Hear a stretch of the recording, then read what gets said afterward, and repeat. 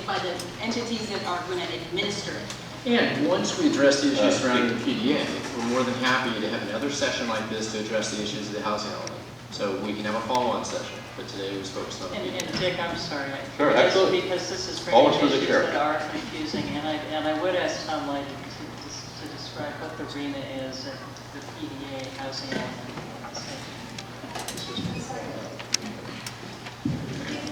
Well, I'm going to let them respond to this. Yeah. Go on. The regional housing needs assessment is really part of the housing element. It is not related to the priority development area. In the RENA, or the regional housing needs assessment, we need to show the state that there's enough sites with the appropriate zoning that could accommodate our share of the region's housing needs for the particular 8-year cycle that we're in. Now, if you look at the sites that are proposed in our housing element that are also in the PDA, there are 3 sites. There's the Marin City site, Cal Park, and the Seminary site. And if you add up the RENA numbers for those 3 PDA sites, they represent 110 of the 773 units of housing that we're required to provide for the current housing cycle that we're in. How about houses that were not built under the prior RENA? Yeah, and I think we should try and clarify that. I think that's a factual misconception. The fact that only 300 units have been permitted does not mean that the additional ones will flow into the next cycle. The housing element just has to show that we have adequate sites zoned to meet that requirement. If they don't get built, that's not our responsibility. They do not get added in. Assuming we can make it through this cycle, the next cycle, hopefully we'll only have 187. I want to apologize to the crowd for a second. I'll recognize Rob here for a second.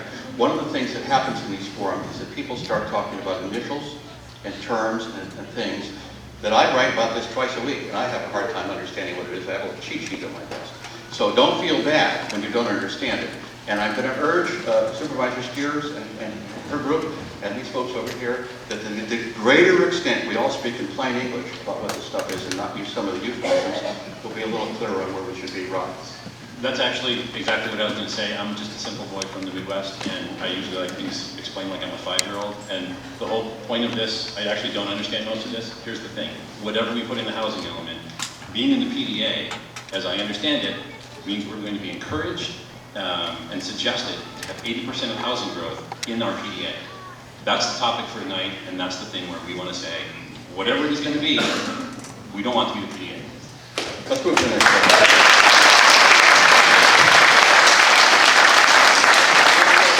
Let's go to the next one.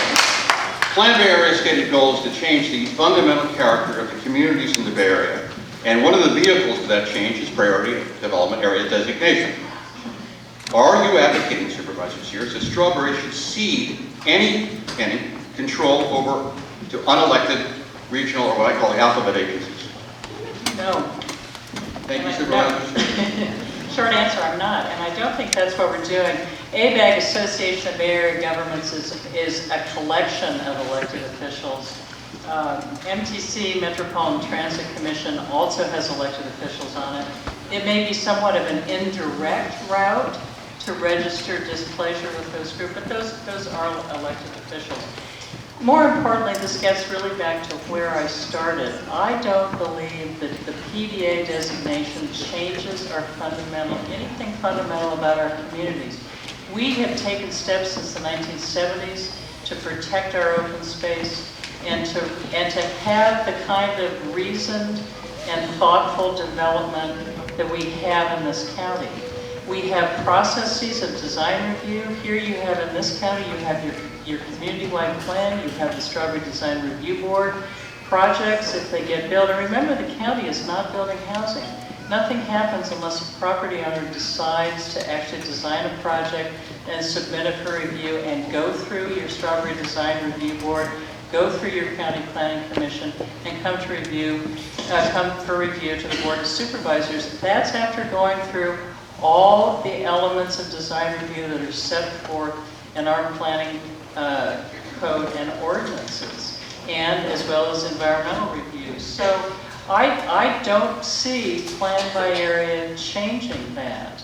It's not going to change our focus on infill development, our focus on our countywide plan, on making sure that development fits into the neighborhood. None of us support, I certainly I don't, and I think probably none of you do, support the idea of bringing in huge pack and stack apartment buildings in any of our communities. And I think there has become a perception that that is what this process is all about. To me, that's not what this process is about. Certainly not in the county, and certainly not here in southern Marin. And I don't know if any of the planners would like to. I'll quickly add that in addition to design review, we also have master plan requirements, which are in some ways more onerous than design review. On this side, always for the chair. Yeah, no, I'll start with just a couple of comments and then let my colleagues take over. So, at the very least, what we're talking about immediately is a dense, multifamily, 60-unit development in the seminary. We're talking about much heavier traffic. There's a lot of things that are associated with that kind of a development that are really unpleasant. I think we would argue, and Bruce Corcoran would argue, that it violates the Strawberry Community Plan, which goes back to 1984. The county was a signatory to that plan. We've been very good stewards since 1984. And there's a lot that's changed since that time. We have the Strawberry Spit, the Silva Island, Belvedere Terrace, Seminary Cove, Strawberry Vista. When's it going to stop? We had an affordable housing element associated with most of those developments.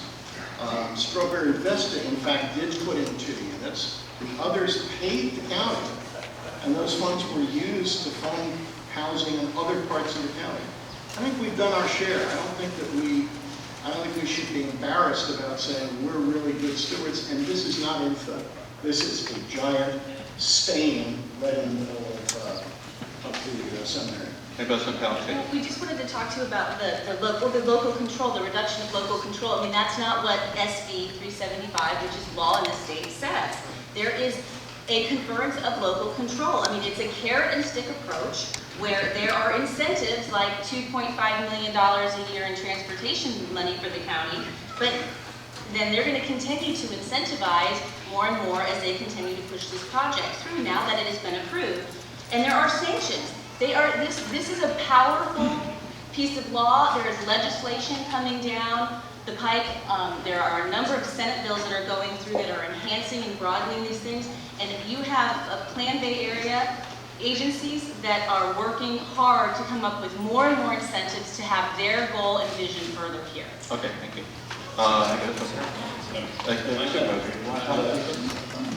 Yes, if I may, Rick, you just veered back into the housing element, which you said you didn't want to do because your reference to 60 units on Seminary, that's a housing element issue and a proposal to take 2 acres of the total 73.5 acre lot at Seminary and say that on those 2 acres, there's a possibility for 30 units of zoning, which would permit clustering.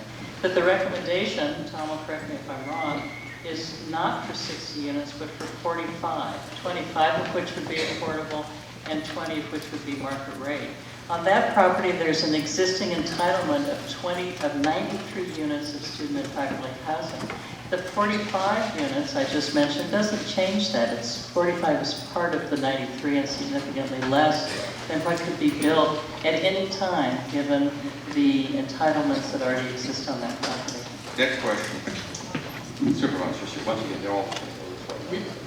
Dick, we have a clarifying point. I mean, Steve. the supervisor mentioned that the property owner has the choice to participate.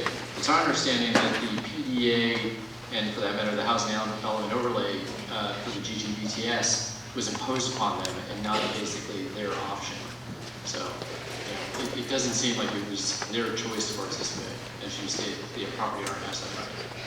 Let's go to the next question. Please explain to the community why you believe the kind of aggressive development the Plan Bay area envisions will not adversely impact Strawberry's delicate coastal environment, and the Richardson Bay Wildlife Sanctuary. Very specific. So again, I mean, I think there's sort of a theme here that we've heard. I don't think that this is an aggressive effort to mandate high-rise building in any of our neighborhoods. Remember, nothing gets built. The county is not in the business of building properties. The individual property owner has that right. They can choose to build and submit an application for a project that then has to go through the process that I described, or they cannot. And as I indicated, any project that was proposed by any landowner here, whether they're in a PDA or they're not, in Strawberry or anywhere else in the unincorporated counties, is looked at for environmental review. It's looked at for its impact on transportation. It's looked at for its fit and feel, and does the design fit into the immediate community. What really matters truly in a project and in a proposal is the design of that proposal, not necessarily the number of units per se. And we have all of that built into our review process. So I think we have in our process, our planning process, our ordinance, our review processes, starting with the Strawberry Design Review Board, protections that are built in that will protect our coastline and our Richardson Bay Wildlife Sanctuary. Panel? 30 seconds. We'll take it. Okay. No, I'll keep it. I agree, the government is not in the business of building, the government is in the business of incentivizing, and I think we've already talked about two things here, one is money. Sorry, the government is not in the business of building, the government is in the business of incentivizing, and we've talked about two things already. One is providing money, and one is, again, to go back to my old standard, page 58 of the Plan Bay Area, which is streamlining the CEQA California Environmental Something Act. There's clearly a lot of incentive to go do that. Would you explain that? I need just my own education. I'm looking at something that says that this isn't really how I wanted to use my 2 minutes, but page 58 says that there's a process whereby certain projects consistent with Plan Bay Area will receive relief from CEQA requirements. They can obtain discretionary permits or other approvals, and that's if they provide a minimum net density of at least 20 dwelling units per acre, and of course, all of this in here is, there's incentivized, as we talked about earlier, transportation money, other money to go do that. So they're not going to build it, but they're certainly going to make it attractive to build it. And just to clarify, CEQA is the California Environmental Quality. Thank you. It may not feel aggressive to Supervisor Sears, it feels aggressive to us, and I keep coming back to my other point, which is 80% of building is going into PDAs. The government is going to incentivize you to make that happen. So for us, it looks like it's aggressive. We have a letter from the Marin Conservation League that is basically, they are saying that it's an issue to them. I don't think that they're saying that it's a problem. What they're saying is it's not clear that it's not a problem, and it needs further study, and it would be aggressive to go and just move ahead and designate this area as a PDA. So that's it. Go ahead next. Please. Well, I think that this kind of all illustrates a really big overarching concern, which is the people at our county level can't really tell us what this is going to mean. I mean, we've been reading through ABAG documents. That's where we've been focusing. And we can look at what ABAG's plans are as far as policy. Their long-term policy, going through 2014 to 2016, which starts in May 2014, is to put a lot of pressure on PDAs to generate the housing that's required and mandated. They're going to do that through a lot of incentives and penalties. They're raising more money to incentivize growth more, and also they're passing new laws to impose more penalties. No one at this county level knows exactly what all of this means. They don't control what ABAG is doing or MTC is doing, and that's one of our big, big concerns. No, what they're saying is that Plan Bay Area seems to streamline or inviscerate Let me address part of that, and I'd ask David Saltzman to address it. secret reform apart from Plan Bay Area is something that I think any of us who are good environmentalists need to keep a very sharp eye on. Last year there were a number of bills that were introduced in Sacramento, some that were the proponents were trying to push through very quickly. This is something that all of us, in my opinion, need to push back against so that we preserve our CEQA protections. But I'd ask David Zaltzman to address these issues. Yeah, I believe the reference you're making to, once again, is what I mentioned before. There were various CEQA streamlining provisions that have been put in place over time, and several were part of SB 375. But once again, those were things that were imposed on the state that deal primarily with what are called transit priority projects based on a whole series of factors. I don't believe, based on anything I know, that the PDAs or Plan Bay Area itself affect that. Those are there independently of whether you're in a PDA or not. And once again, to echo what Supervisor Sears said, we need to keep close eye on this because the state is doing this constantly, whether it's whether it's CEQA reform or planning reform, anti-NIMBY laws, not in my backyard type laws that limit the Board of Supervisors' discretion to disapprove certain housing projects. Those are all happening, and then there is a linkage, but a lot of these things have happened independently in the Bay Area. And just one other item on these transit priority TPP, transit priority projects. It's my understanding the only transit priority project TPP area we have in Southern Marin is in Marin City. So the PDA in Marin City is the area that where some of these CEQA streamlining, and there's a list of about 30 factors that you have to meet. It's exceedingly arcane before the streamlining comes in. But this community is not a TPP.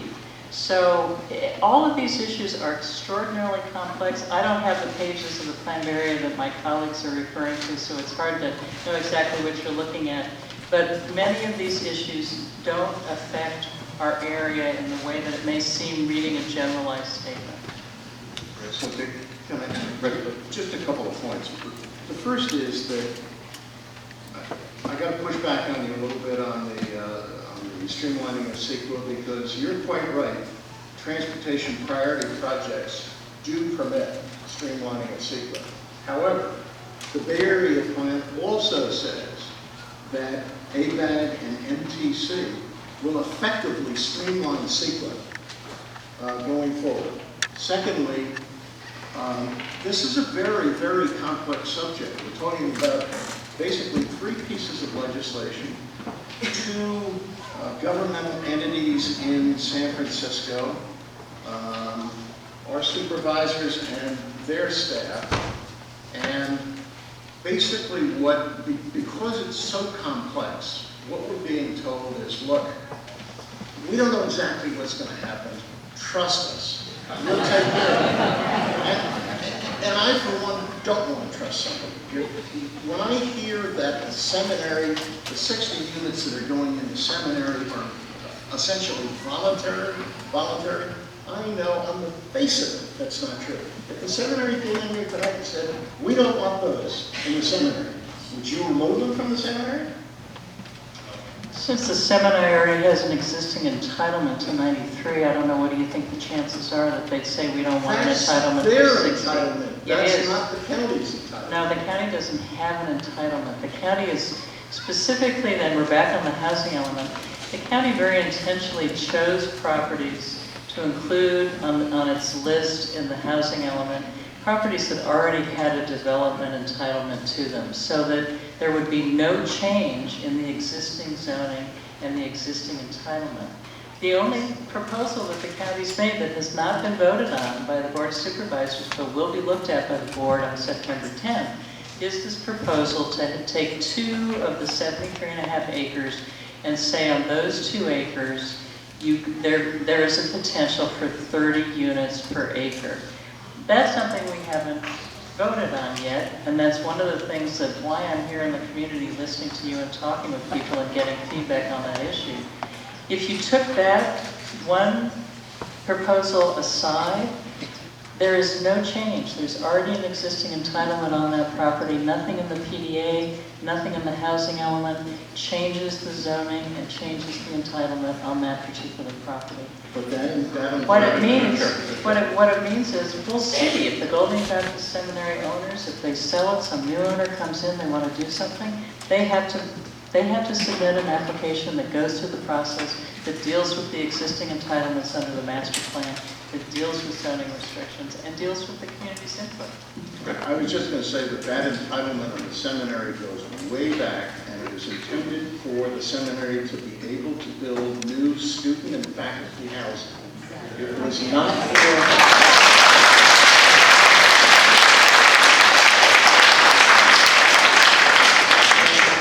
So what I hear amounts to me to the exercise of eminent domain on your part, of veiled eminent domain. You have an entitlement, we're going to take it and we're going to build what we want to see there, not what you want to see there.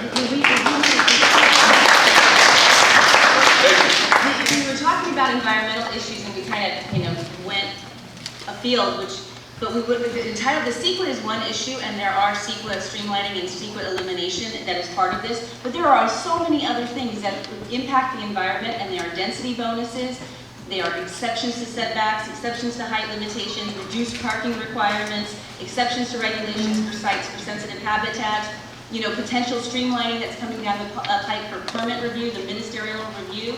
I mean, this is a very broad set of things that happen so that the ABAG policy of Plan Bay area can happen in PDAs. Next question. Supervisor Sears. The designation as a priority development area is voluntary. There is no requirement for the county to designate any priority development area. Almost all of Marin has now opted out, and Supervisor Steve Kinsey said he would vote to remove any community if they objected to a priority development area designation. The statement is, the Strawberry community is unifying, active, behind the issue. What will it take for you to support Strawberry opting out of any designation for prioritized development? So as I said earlier, Plan Bay area was adopted by MTC and ABAG on July 18th. It'll come up for review in 4 years. This gives us time, frankly, not that we need to wait for 4 years, but there's not an immediate urgency. We're not facing a deadline.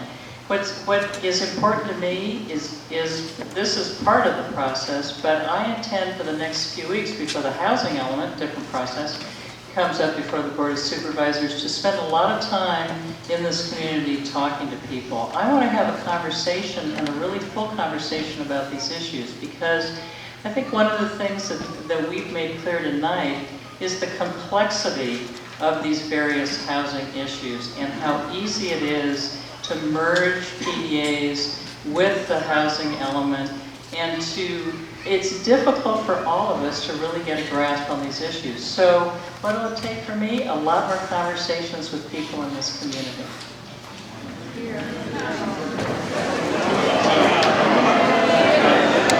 Well, welcome to the event. Anybody over here, folks? Yeah, I have just a short intro thing. My first thing is, you're right, there are a lot of complex issues, so let's uncomplex the issues to the degree we can immediately, which is let's get us out of the PDA. Let's make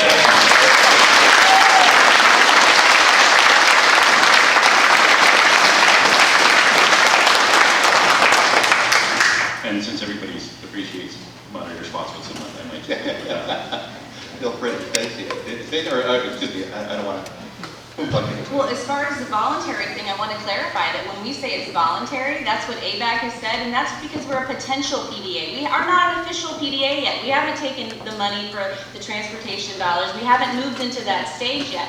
What happens when we do? According to ABAG, it might be a totally different story. That's why if something's going to change and these things are going to be ferreted out in 4 years or sooner, take us out now. Let's see what happens before we're on the hook for what we do.